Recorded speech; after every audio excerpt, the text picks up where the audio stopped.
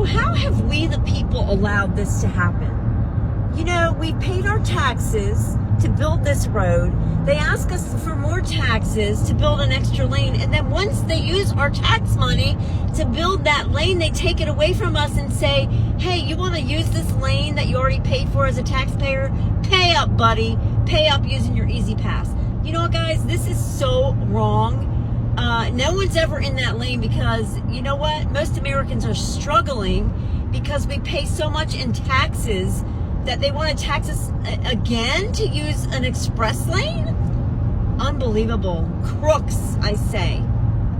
Do you know what I think is funny? I think it's crazy how the government can know, or the phones listen to us say, oh, we want to put this in our house, or we want to buy this, or we're looking for a car. They can hear that, but they can't never hear me when I say I need some money. How long until we're gonna have to listen to an ad before we can make a phone call? Someone said, if we have to pay to live, then we have a subscription, not a life.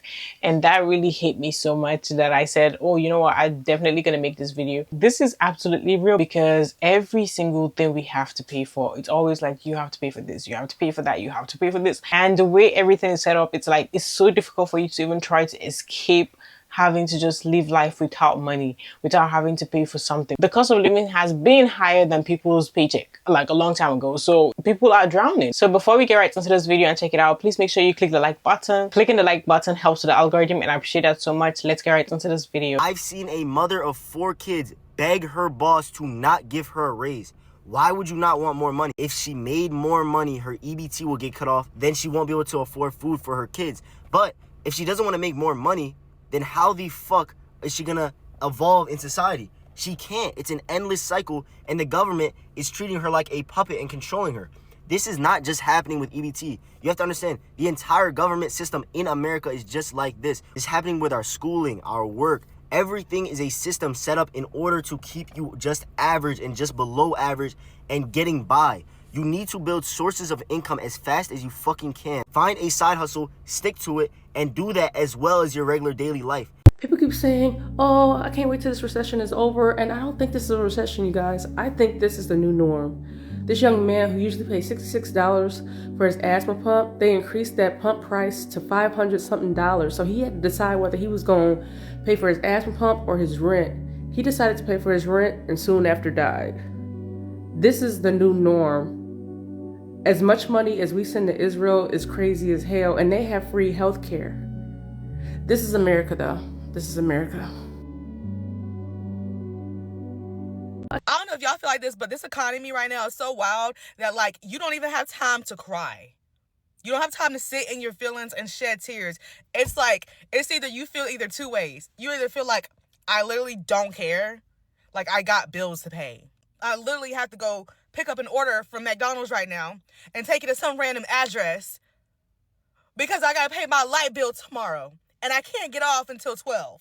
Like, that's the state of somebody's life right now. They don't have time to sit here and cry in the car and sob over anything. If you get to cry right now, it is a luxury to just have time to really sit here in your thoughts and cry and think about it and ponder and wonder. Even wondering. Like, it's just, you got to get out and get it, or you just, you like, I don't care anymore. It's either two other things. You're either like on the grind, getting it because you got to get it, or you thrown in the towel and like, I literally don't care. Y'all remember when they were like, aliens this and foreign objects this? Nobody cared. Everybody was laughing. Literally. And it's not even Gen Z. Can't put that on Gen Z. Not even millennials. Not Gen X. Not all generations. Boomers, Gen X, millennials, Gen Z, Gen Alpha. Everybody was just laughing. Aliens, okay. And it's just like, dude, you can't care. You just got to get out here and do whatever it is you got to do. Or if you got to the point where, like, you can't do anything else, well, I got 12 candles I've been waiting to burn. Them like shit's gonna have to wait till next month when I get paid. So, like, honestly, bro, I stopped caring about following the rules, the more I realized all of this shit is made up. Like, human beings literally began on this planet as hunters and gatherers, bro. There is no such thing as capitalism. There is no such thing as a 9 to 5. There is no such thing as hustle culture. There is no such thing as taxes, credit scores, all mortgages, all this shit is made up. And you know what's so crazy? All of this shit doesn't have to be this way. It's just so unfortunate that the greed of a few really affects the lives of billions of fucking people. And like, for me personally, it's just like, it's hard, like, spiritually being out of the matrix but physically being in it.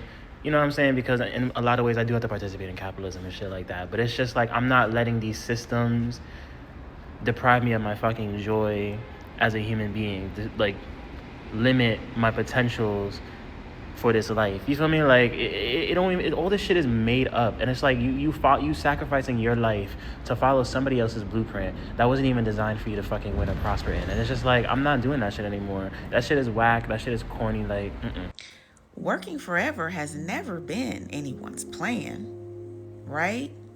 But it is what happens when there is no plan. And most people are out here doing the best they can with what they've learned along the way, because honestly, most of us have never been taught to begin with. But here's the thing, y'all. Working hard will never create an exit for you. Those are the types of conversations we need to have. You'll be chilling with $46 in your account.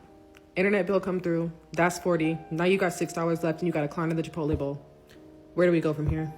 I don't know if it's just me, but I'm so done with worrying about things I absolutely have no control over.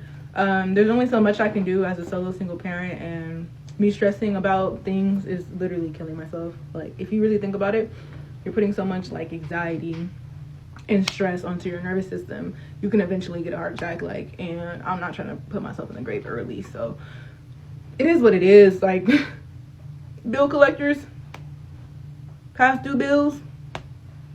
If I don't got it, you don't got it. It's cool.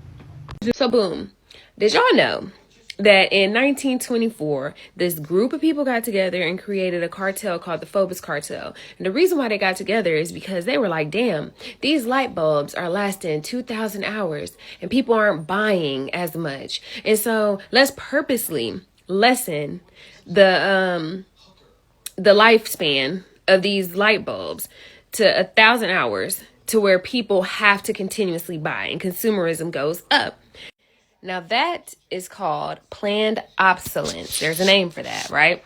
And what that means is it's a business strategy where products are intentionally designed to have a limited lifespan, becoming outdated or non-functional after a set period to force consumers to buy replacements, thereby boosting sales and profits. It is a technique that companies use to this day. Okay, we all heard about Apple and the shit that they be doing with the phones and forcing you to go buy another phone because the shit just stops working out of nowhere. And they are continuing to do it today. Same with fast fashion. They put out this stuff and it's not built to last. So you wash it 2 times and now you got to go buy another shirt because this shirt falling the fuck apart because they using damn polyester. We got to stop buying some of this shit, y'all. We have to stop with the consumerism. We have to stop. They talking about Shein and how much shit Shein makes, how many different clothes they make. They talking about H&M and how they have this set up system for recycling your clothes. And like I said, they're sending these clothes over to places like Ghana and Bosnia and Thailand and fucking up their economy. Y'all hear me? Do y'all care? Or y'all want to keep buying 17 different boxes of Amazon Prime shit because we was supposed to cancel our memberships long ago? Where y'all at with that? Okay? A lot of these companies are saying that they're recycling and they're doing all of these things for the earth, and they are not. We have to figure out how to... Bitch, let me tell you something. I'm not getting me a new iPhone, and you better hope y'all don't catch me on this bitch with a flip phone in a little bit. The government doesn't want you living like this. Because when you escape the modern system, you stop paying for things that they benefit from.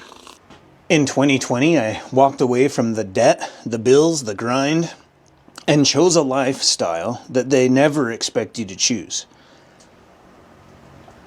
The government keeps you trapped in an endless cycle of living check to check. with mortgage, groceries, bills. And if you stop paying, they'll take it all. Most people's very most expensive bills are either rent or mortgage, and groceries, and then utilities. Now imagine if today you stopped having to pay rent or mortgage, and therefore you were able to invest that money in yourself and building the infrastructure for your homestead. So not only are you now eliminating rent or mortgage, you're greatly going to reduce the cost of groceries and utilities. Here's how I did it, starting with almost nothing. Truth is, people weren't designed to work a 9-to-5 for their entire life in order to just barely get by. Living check to check. That was never supposed to be part of the plan. You know what's kind of wild is money isn't the solution either. There are plenty of millionaires. Not to beat a dead horse, but it's getting real unaffordable out here, and I have no idea what to do about it or what can be done about it, because it just feels like we're all on a runaway train, or a lot of us, not all, are on a runaway train that no one has control of. I go to the grocery store and, to get personal care items and cleaning products and all that kind of stuff every week or every 2 weeks, because that stuff runs out and you have to go back to the store and get it, obviously. And I buy roughly the same stuff. Like, I'm a creature of habit and cook the same recipes, buy the same products, and the dollars just are not stretching the way that they used to. And so it's turning into a situation where I'm having to use my credit card, and I'm swiping my credit card a lot more, whereas I used to try to just use my debit card and get out of that habit of using my credit card so that I use money that's actually available. But it's just the money is just not there. The money is not there because everything is just seemingly so much more expensive. And I'm freaking out a little bit because, the debt is piling up and there's no end in sight. Obviously, it's well, find a second job or, find a alternative source of income. And that's just easier said than done, especially when you work full time and your job is demanding. There's just there's not a lot of time to do that. Not that I'm not willing to do that. I have done that. I've picked up retail jobs on the side throughout my entire career. I'm tired though. And I feel like the stress of my job, which is already can be stressful at times, and then the stress of figuring out how to survive and the stress of managing debt and all of that stuff has contributed to my health issues over the years. Because if you don't follow me, just go back on my page and you'll see just I have so many things that have happened to me over this year, but just over the last several years, which then accumulates into even more debt because it's you have medical bills and blah, blah, blah, blah. Even though I have health insurance, health insurance never covers 100% of everything. So I don't know. It's I come on here every month, I feel and have an existential crisis about finances and life and digging myself out of this hole at 32 years old and just being able to breathe and be a woman and do things I don't know. I did do a lot this year because I was I can't keep missing out on stuff and saying, oh, I'll do it next year, I'll do it next year, I'll do it next year. I hate being that person. But I don't know. Maybe that wasn't the right decision. It's I always am things are going to work itself out. Money comes back. Things always do have a way of working themselves out. It's just hard to see that in the moment. And I wish there was just a more of a concerted effort. This is not partisan at all. This is not a political opinion, but as a citizen, I just wish that there was something being done on a level that's above me to help us out down here. And that's to whoever. Whoever. Doesn't matter. Whatever side it is. I don't care. It just like...